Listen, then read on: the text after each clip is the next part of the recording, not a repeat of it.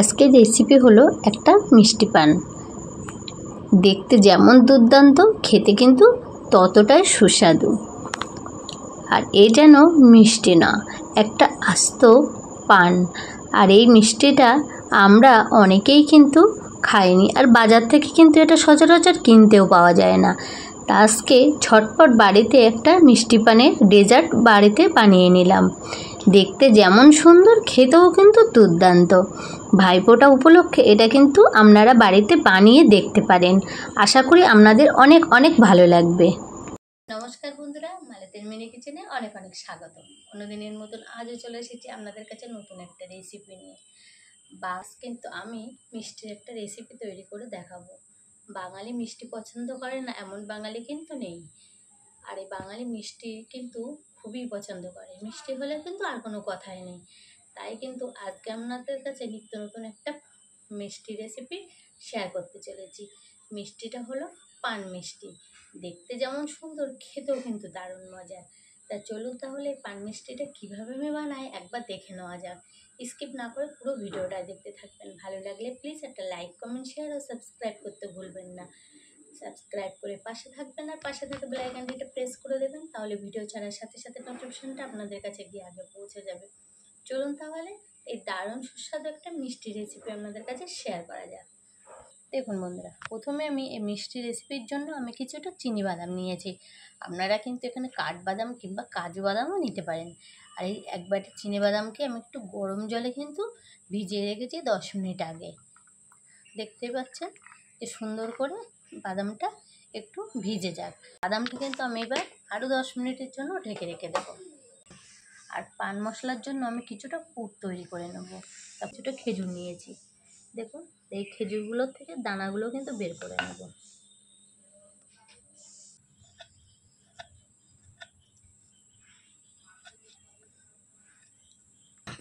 এখানে কিন্তু খেজুরগুলো আমি চপ করে নিয়েছি, খেজুরগুলো নিয়ে নিলাম।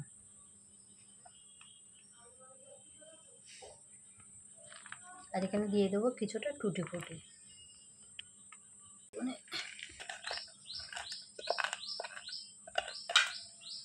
দেখুন এখানে কিছুটা নিয়েছি চীনাবাদাম, আর চীনাবাদামগুলো কিন্তু আমি একটু ভেঙে বেশ গুঁড়ো গুঁড়ো করে নিলাম। এই টুটি ফুটির ওপরে কিন্তু আমি চীনাবাদামগুলো দিয়ে দেবো।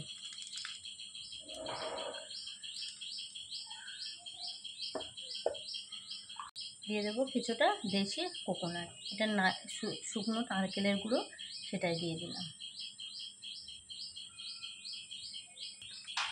আর দিয়ে দেবো কিছুটা রিঙ্গেলস, পান মশলায় যেগুলো অ্যাড করা হয় সেইগুলো।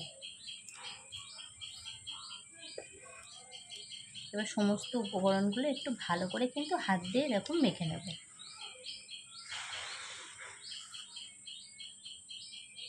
নিয়েছি, আর এগুলো কিন্তু এরকম বেশ এরকম দলা দলা হয় সেরকমভাবে মাখতে হবে। দেখুন এটা কিন্তু আমার পান মশলার কিন্তু মশলাটা রেডি হয়ে গেছে। মিষ্টি পানের যে মশলাটা কিন্তু রেডি করে নিয়েছি। এবার চলুন বাদামটা বেটে নেওয়া যাক। বন্ধুরা রেখে কিন্তু 10 থেকে 15 মিনিটের মধ্যে বাদামগুলো কিন্তু ভিজে গেছে।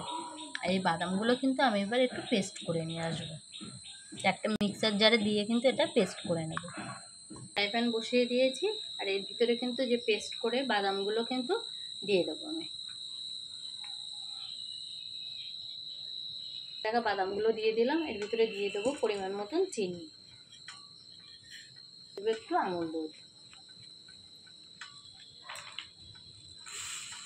ভালো করে কিন্তু নাড়াচাড়া দিয়ে নেব।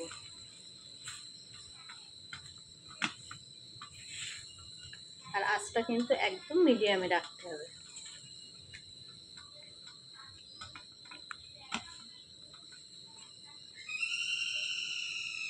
চিনিগুলো ভালো করে গলিয়ে নিতে হবে। দেখবেন গলে যাওয়ার সাথে সাথে কিন্তু এটা একটু হালকা হয়ে যাবে। এর ভিতরে দিয়ে দেবো 1 চামচ মতন ঘি।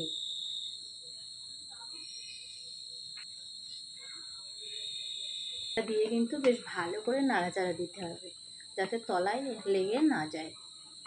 সমানে কিন্তু নাড়তে হবে। এই অবস্থায় কিন্তু আমি দিয়ে দেবো এখানে 1 ফুড কালার, সবুজ ফুড কালার। যেহেতু পানের রং হিসাবে কিন্তু আমি এখানে সবুজ ফুড কালার দিয়ে দিলাম 2 ফোঁটা।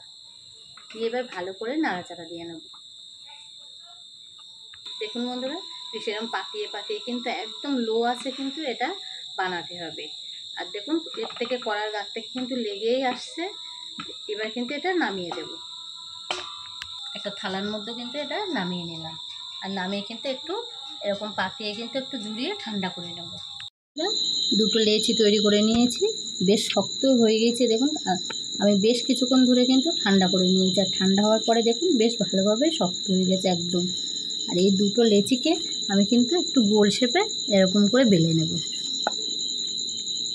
আস্তে আস্তে কিন্তু আলতো হাতে এটা বেলতে হবে।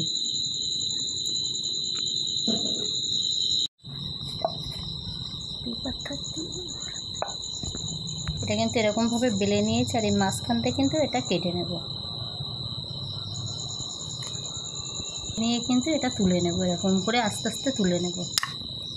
একটা কিন্তু তুলে নিলাম, কাগজ থেকে কিন্তু একটা তুলে নিয়েছি, এরকম করে রেখে দেব।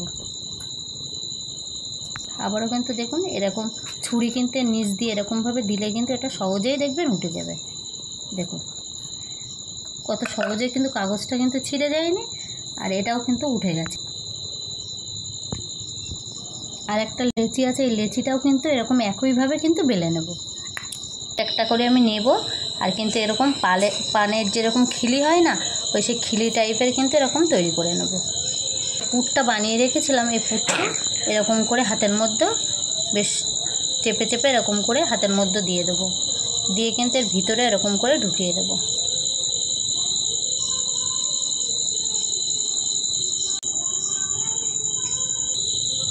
আর এই যে রিঙ্কেলসগুলো আছে সেটা কিন্তু মুখের মধ্যে এরকম করে একটু লাগিয়ে দেবো।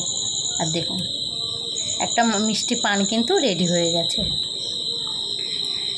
এভাবে কিন্তু আমি আরও একটা বানিয়ে নেব।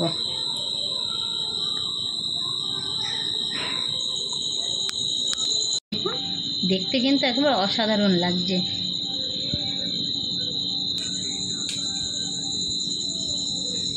কিন্তু মিষ্টি পান রেডি করে নিয়েছি, আর এর ভিতরে কিন্তু কিছুটা আমি এরকম এই কাগজ দিয়ে কিন্তু আমি ডিজাইন করে নেব। দেখুন বন্ধুরা কত সুন্দর করে মিষ্টি পান তৈরি করে নিয়েছি। তাই এরকম মিষ্টি পান ডিজাইন করে এরকম মিষ্টি বানানো যায়, একবার না দেখলে বিশ্বাস করবে না। আর এটা খেতে যে এত টেস্টি হয়েছে তা আপনাদের কি বলবো, একবার বাড়িতে বানিয়ে এটা খেয়ে দেখতে পারেন। সামনেই কিন্তু ভাইফোঁটা আছে, ভাইফোঁটা উপলক্ষে ভাইদের কিন্তু এরকম ধরনের মিষ্টি বানিয়ে পরিবেশন করতে পারেন। আজকের রেসিপি এই পর্যন্ত, নিয়ে আসছে একটা পরের রেসিপি। ততক্ষণ সবাই সুস্থ থাকবেন, ভালো থাকবেন।